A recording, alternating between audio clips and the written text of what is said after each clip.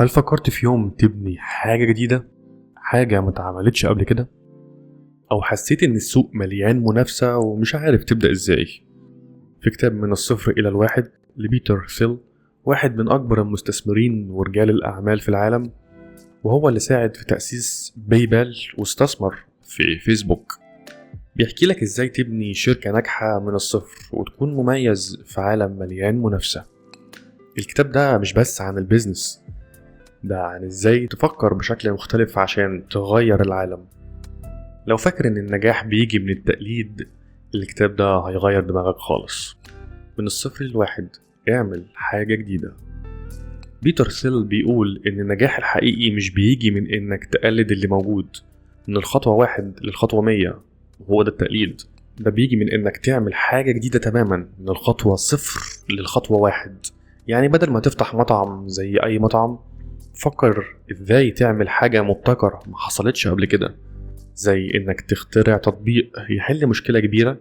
جوجل مثلا ما نجحتش لانها قلدت شركات البحث اللي قبلها زي شركة ياهو، نجحت لانها عملت محرك بحث افضل بمراحل من اي حد. الفكرة هنا لو عايز تبقى ناجح لازم تخترع حاجة جديدة، مش تتنافس في حاجة فعلا موجودة. المنافسة فخ كبير. كتير مننا فاكر ان المنافسة هي اللي هتخليك ناجح، لكن ثيل بيقول ان المنافسة بتدمرك. لما بتدخل سوق مليان ناس هتضطر تبيع بأقل سعر، وده هيخليك تتعب وما تكسبش الأرباح المتوقعة. الأحسن انك تبني احتكار، يعني تعمل حاجة محدش غيرك يقدر يعملها. أصناف مثلا موجودة في المطعم بتاعك مش موجودة عند حد غيرك. وبايبال مثلا نجحت لأنها كانت أول من عمل نظام دفع أونلاين بطريقة سهلة وآمنة، فما كانش فيه منافس قوي ليها في البداية. المنافسة زي سباق الفئران، بتجري كتير بس ما بتوصلش لحاجة.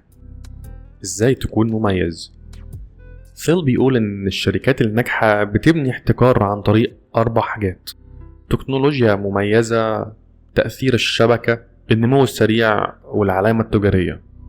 تكنولوجيا متميزة، اعمل حاجة أحسن بكتير من اللي موجود، زي تطبيق أوبر نجح لأنه استخدم تكنولوجيا جديدة تخليك تطلب عربية في ثواني.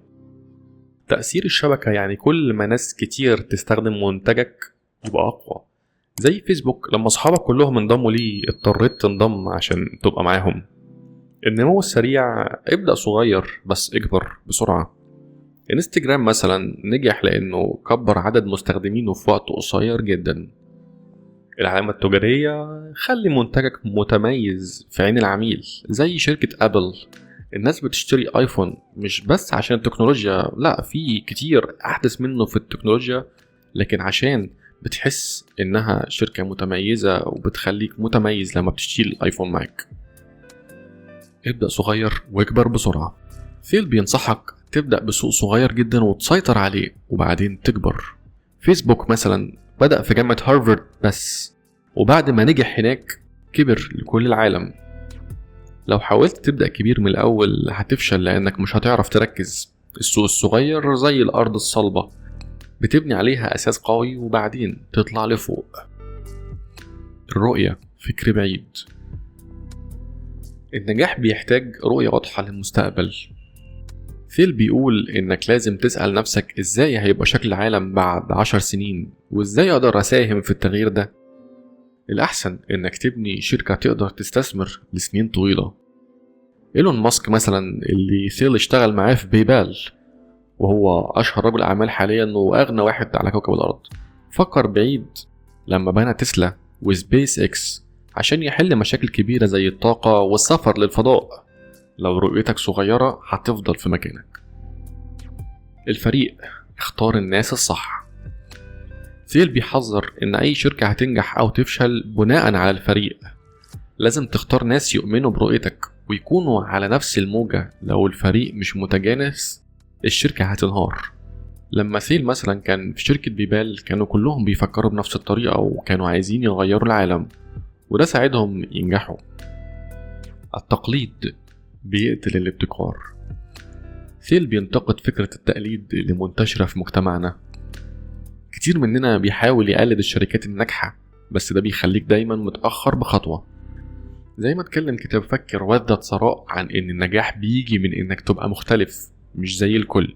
التقليد بيخليك عايش في دوامة المنافسة، وده بيقتل الإبداع ويخليك تعبان نفسيا، لأنك دايما بتحاول تلحق الناس التانية. نصايح عملية عشان تبني بيزنس ناجح. بيتر ثيل بيديك خطوات واضحة.